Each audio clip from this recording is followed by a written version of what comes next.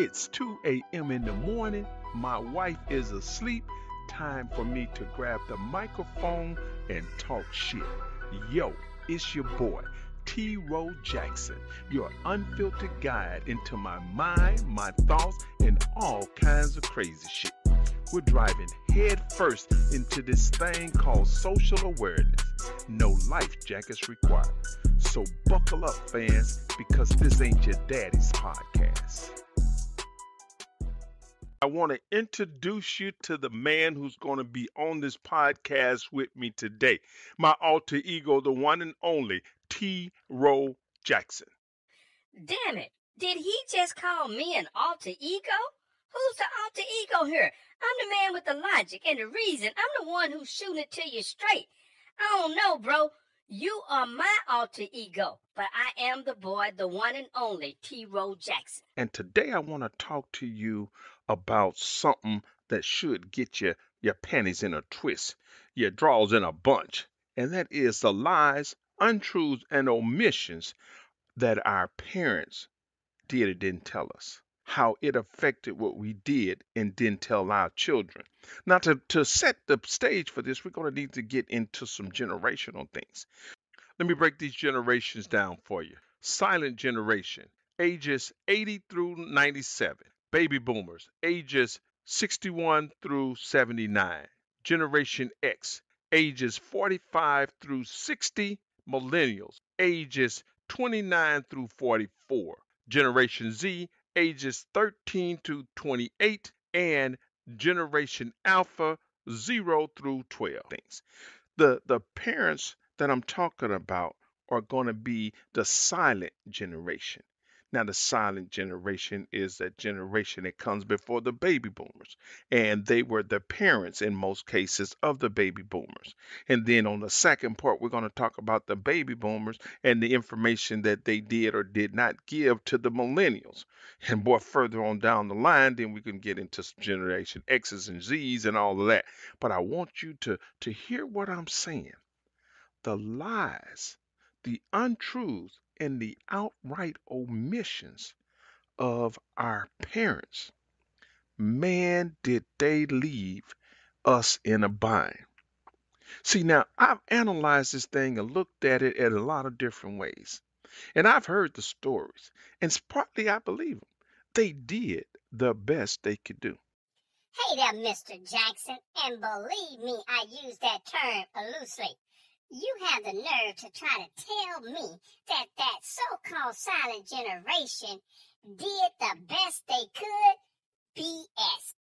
Let's be honest with one another. That generation, and I'm talking about the silent generation, some people call them the traditionalists, but let's call it what it is. They were the silent generation. They were a generation who did one thing while saying another thing.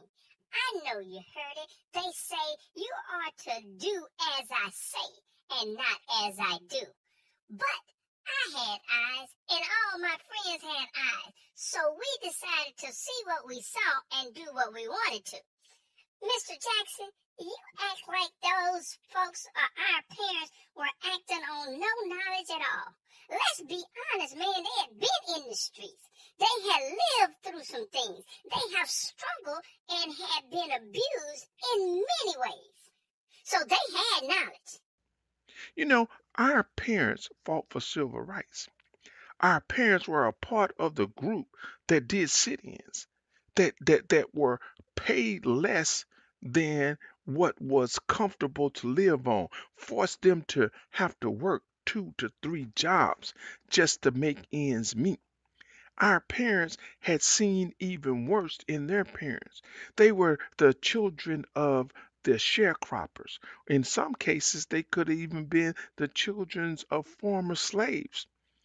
But what we're going to talk about today is the knowledge they gained and their silence in passing that knowledge on.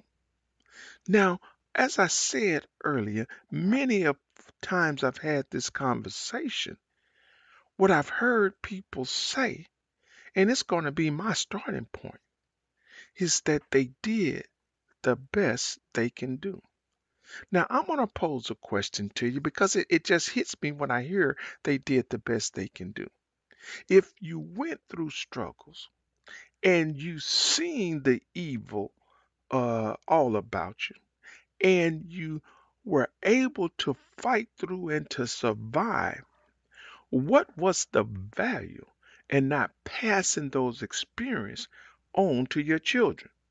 Now, you've heard it. You know, I didn't want my children to have to go through what I went through. I'm making a better life for them. I'm giving them opportunities that I never had. Well, in the omission of the past, they impeded our triumph in the present and stagnated our growth in the future. Wow, I said a mouthful and I know you heard me, but I want you to sit back in your chair and I want you to just listen to me for a minute. You know, if I tell you that our parents had some very valuable information that was learned through hard work, determination, and outright grit. I heard one say that if you made 5 cents, you need to save 2 cents. But now my question is, why was that information never passed on to their children? I question whether or not any of them who heard that message took the time to spread that knowledge. But now you want to wonder why the baby boomers did less in the way of saving. They worked hard, they played less, but they did not save well. The ones who were lucky enough to have jobs, working for the government or working in for the state and working for those jobs that had good retirements are doing well. Another good bit of them went into the military and retired. But the other portion, the public sector, the private sector, the you and me, your neighbor, my neighbor, those are the ones who have the hardest time. Now, I want you to tell me or help me understand how and why the silent generation made the decision not to spread the information to their children. Now, I've talked this over with friends, and some of them will have me believe that it was because of their shame. It was because of their not wanting to feel and seem vulnerable to their kids. Others tell me that it was because they grew up in a time where kids or children were supposed to be seen, not heard, and had not found a way to break that cycle. I've even heard that they were at the precipice of understanding that what their parents gave them were inadequate and at the precipice of building a pathway to give their children more. I've heard some tell me that it was a disillusionment. It was a I don't quite understand it yet. Why are you complaining and you have more freedoms than I had? You can go more places, do more things, and have more than I have. Don't blame me because you don't do it. I've heard some tell me that, well, you were supposed to get that in school. That's the reason why I fought for you to be able to go to school. That's the reason why I insisted on you going to college. And so these are excuses, some good, some bad. But in most cases, this is rhetoric. This is a way to explain away the responsibility. Oh, but don't bring up responsibility to that generation. Because when you bring up responsibility, they'll tell you what they did and omit what they didn't do. They will tell you that you should have learned about Black history in school. You should have learned about all the things that I went through from somewhere else. Now, I'm going to interject here real quick because there's a statement by Malcolm X that I believe fits this point very well. And he said that only a fool will allow his enemy to teach his children. But you've heard me say it once on this show, you've heard me say it 1,000 times. Being dumb is easy. So, what they decided to do is to give more in the way of things, finances, and comfort to allow them to give less in the way of knowledge. Oh, did you hear me? Did you hear me? I said they made the conscious decision to give more in the way of materialistic things in the comforts of life than to give the most important and valuable thing, which is knowledge. See, knowledge is something they can't take away from you. Knowledge is something that pushes you to the next level. Knowledge is the ability to see and to understand and to move in an environment with an awareness that gives you power, that gives you strength. Now, we can question, I think, whether or not they understood that. Because, mind you, now, they came from a generation, and I'm talking our parents, I'm talking about the silent generation. Some call them the traditionalist generation. I'm talking about a generation that at this point in their time is somewhere in their early 80s to 90s or a little bit older. They had a challenge with the knowledge their parents gave them. They had a greater challenge in the knowledge that was given to them in school, in education, and that was reticently available. Is that a word, reticently? Check that out in the dictionary. No, that was readily available. That was available readily. Work with me on this, sir, because it's important that you get my point. So, um, if you remember during that time, there was no internet, and only few people had encyclopedias. And I know people who had a certain number of books and didn't have the whole encyclopedia.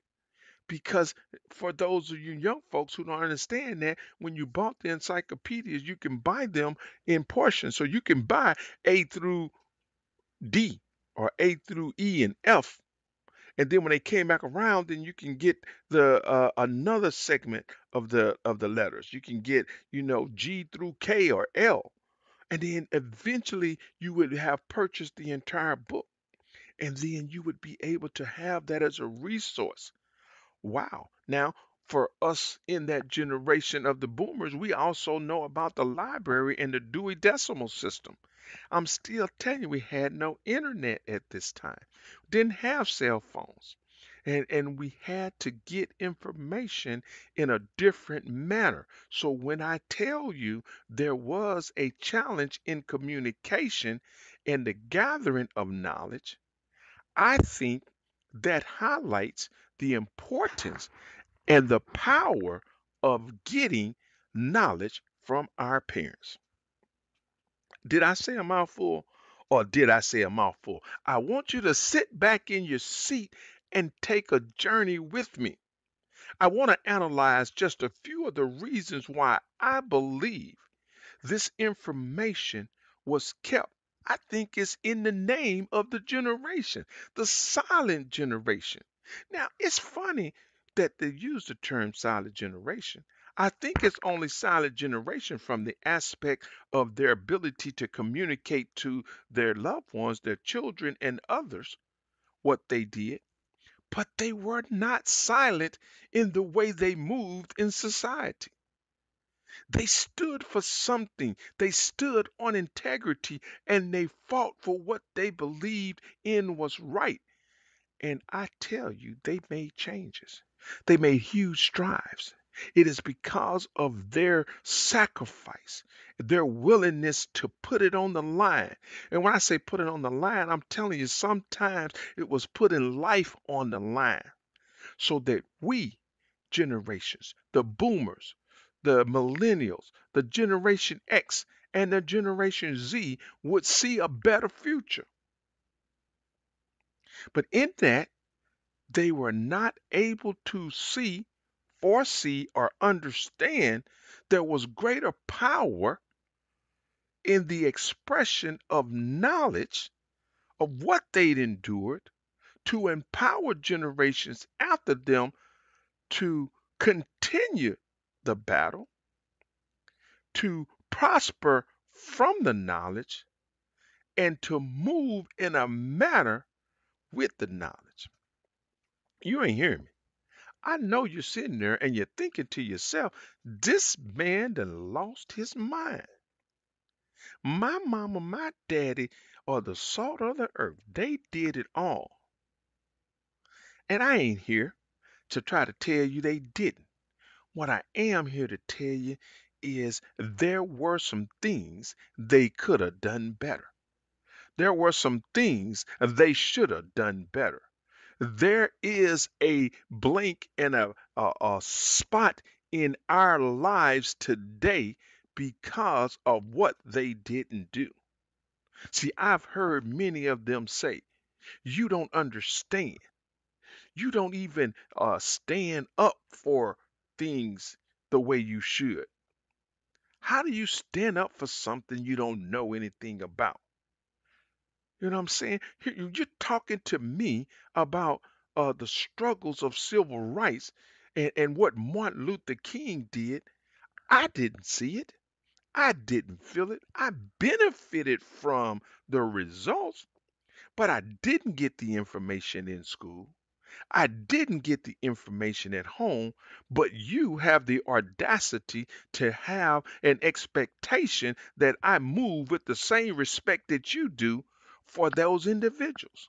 That's wrong. And I'm calling it out here today as clear as can be. That is wrong.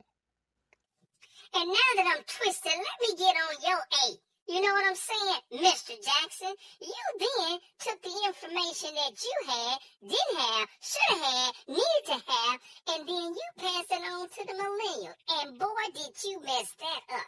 I mean, you gave them freedom after freedom. You allowed them to go out, come back, go out, come back, without the ability to put a stop on it, to give them the ability to make the proper decisions and to live by the consequences of their decision. See, you know, I know folks in your boomer generation who had their kids to go home.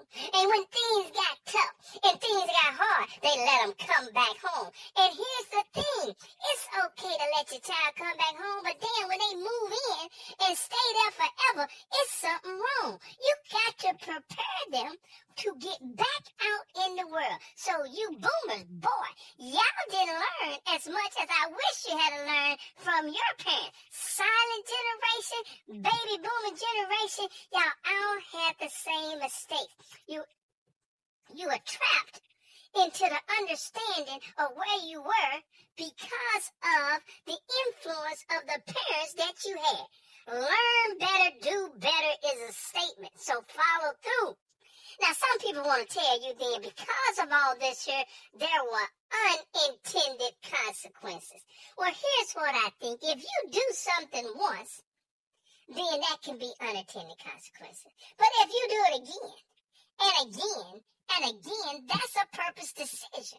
So what's unintentional about making a decision to have 4 or 5 kids and then making a decision not to educate either of those 5 kids on the ways of life and what they have to deal with?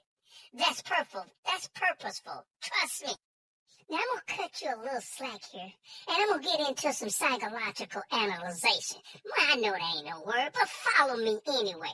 You know what I'm saying? the psychological impact of the trauma that you endured from your parents and your parents endured from their parents has never been dealt with.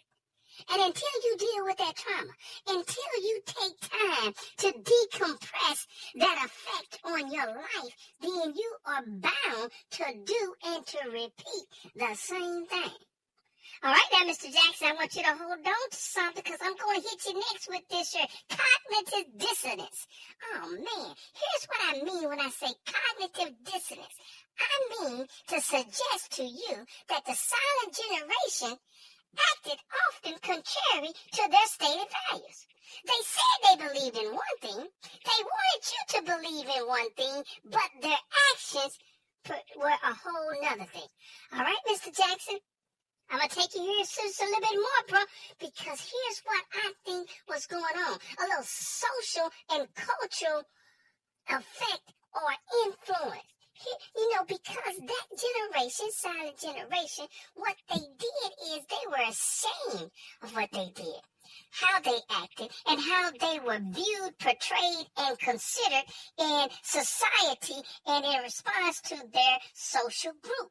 So they didn't want to seem or to feel or you to feel as if they were less than.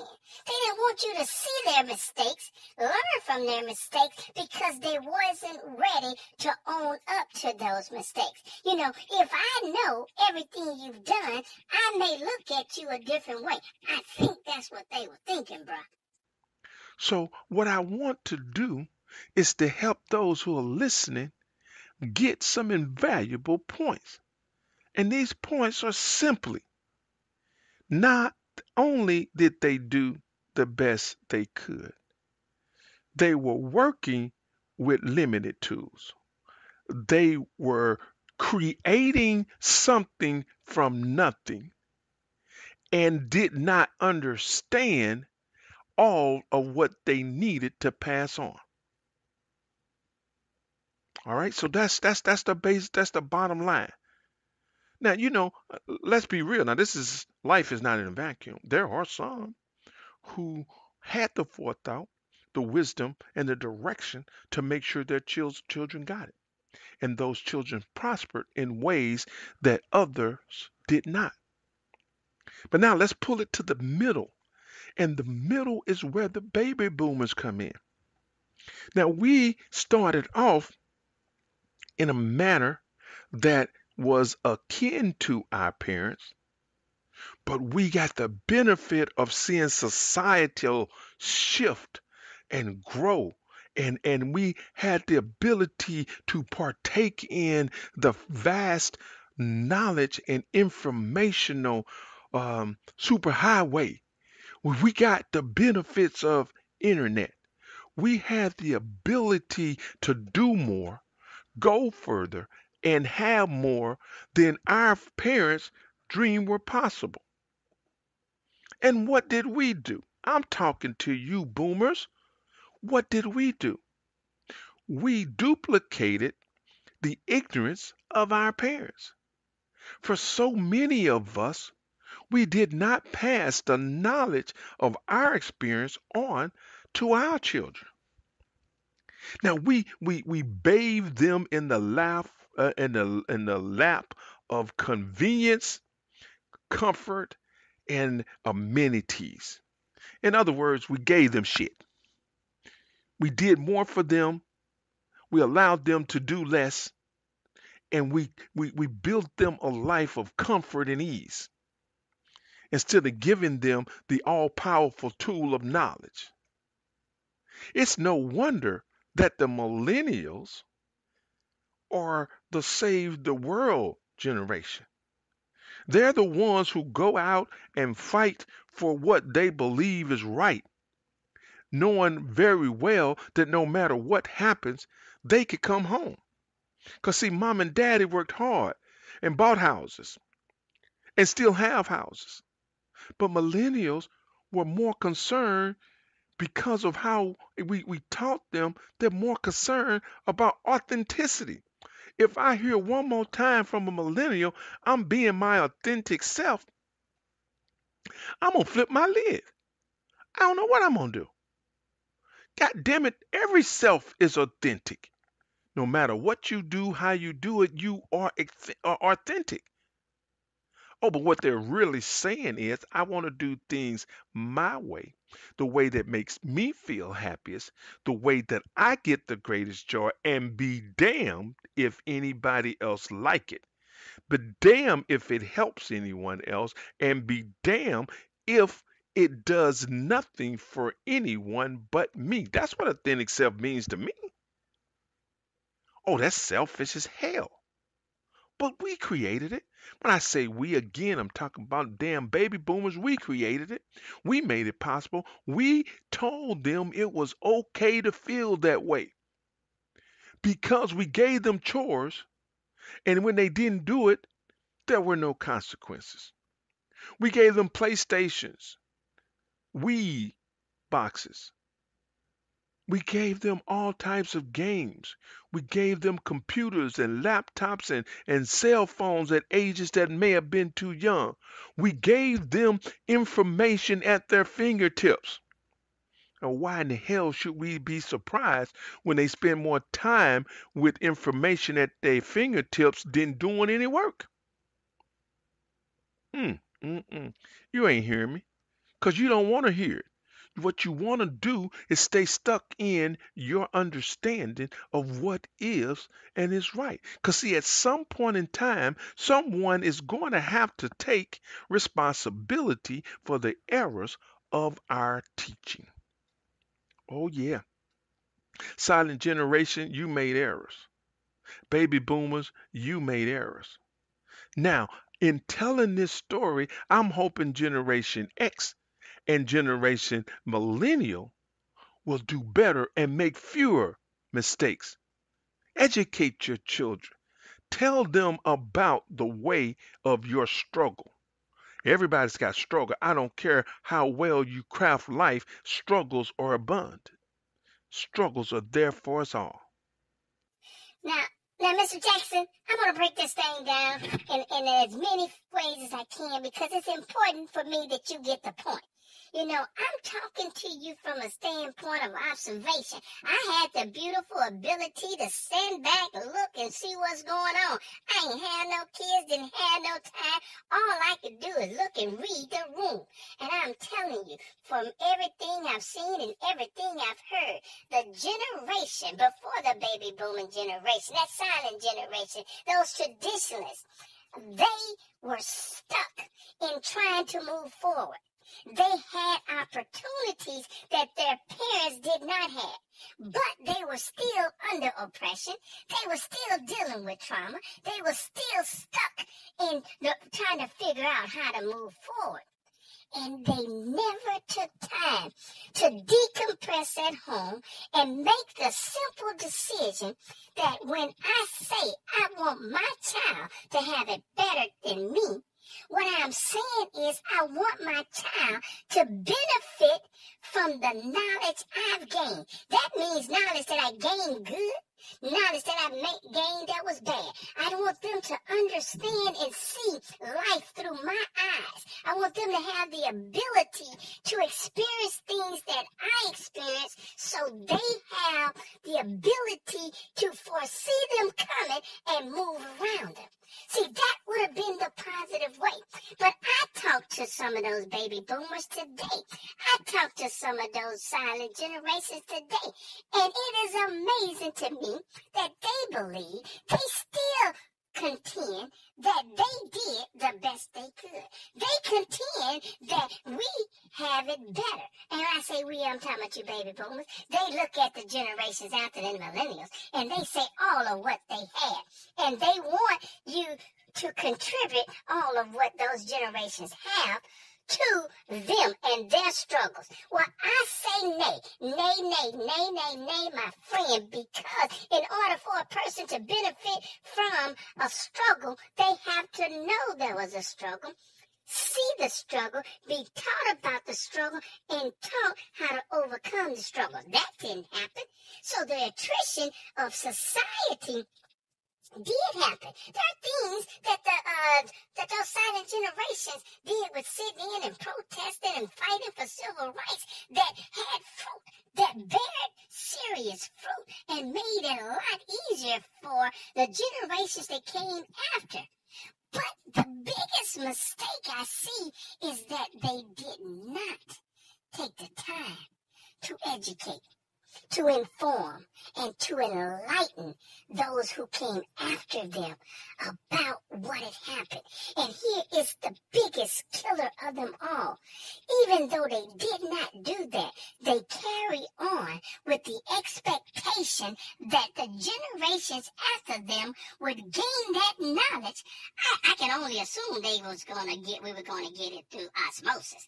I can only assume they thought that because they did what they did, the knowledge of what happened was floating around in the airways and we could just pick it by breathing. I can only assume that they felt because they had struggled and did things, didn't tell anybody, but things got better, we were all going to automatically know what happened. The story is so true. And it was said best by Malcolm X. And he said that only a fool will allow the enemy to teach his children. But they put us in daycare. They put us with babysitters. They put us in after school. And they did all these things because they was working 2 jobs, 3 jobs, however many jobs, to make ends meet, to have a better life, to own a car, to have a house, but neglected the most valuable tool of all, and that was their offspring. Mr. Jackson, you got a lot to explain, bruh.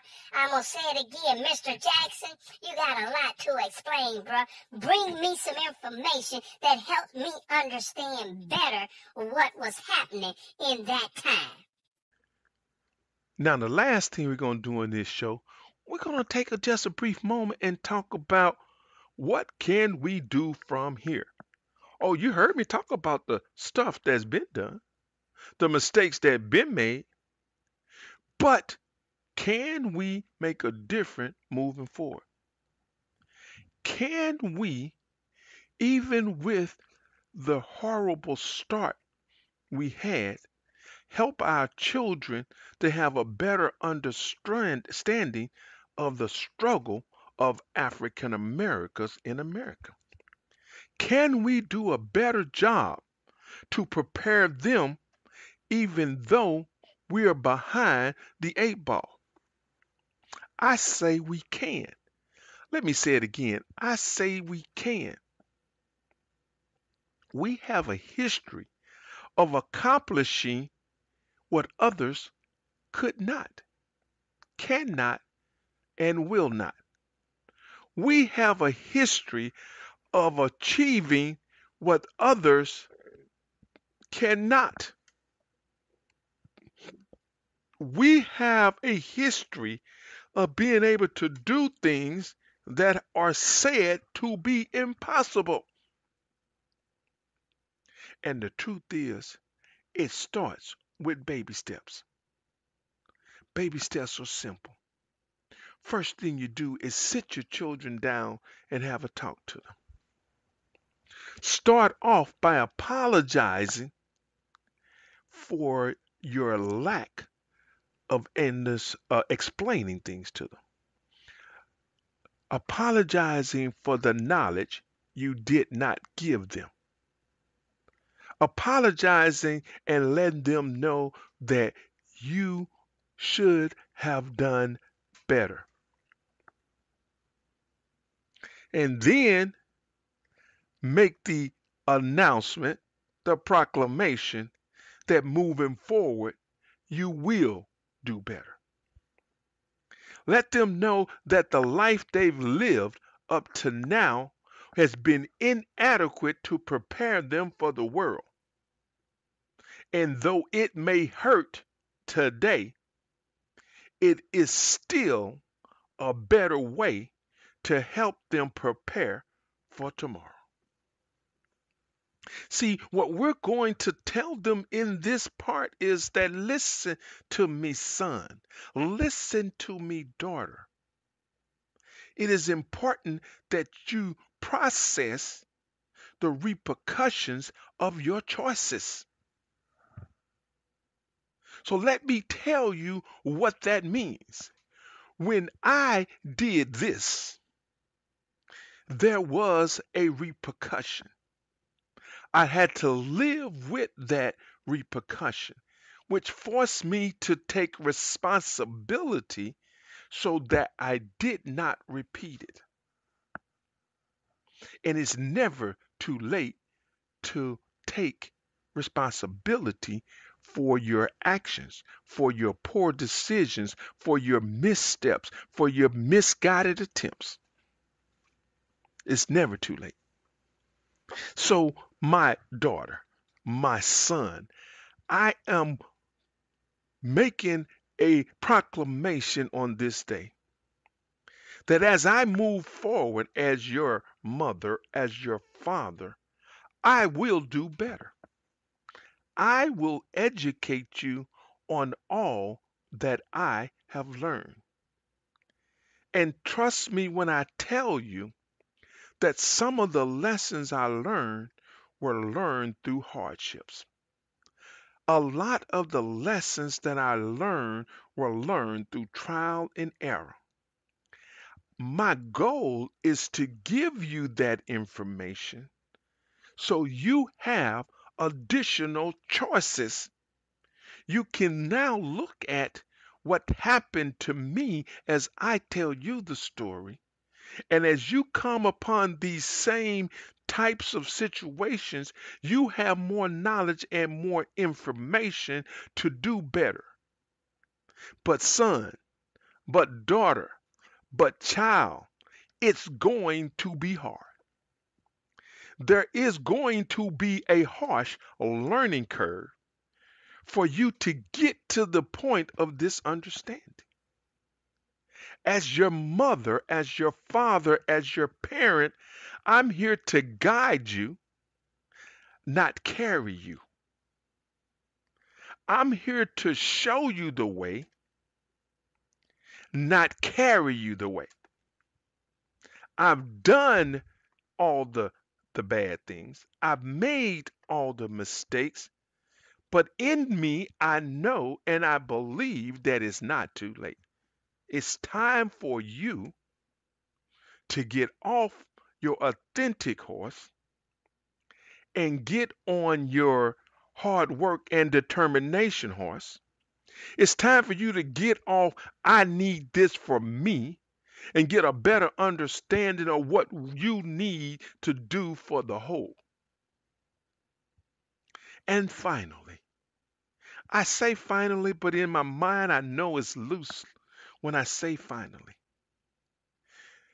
We have to muster the courage to not backslide, to not give in, to not see the struggle of our adult children and make this decision to give in, to not feel the pain and the hurt as a parent and not want them to struggle at all and give in.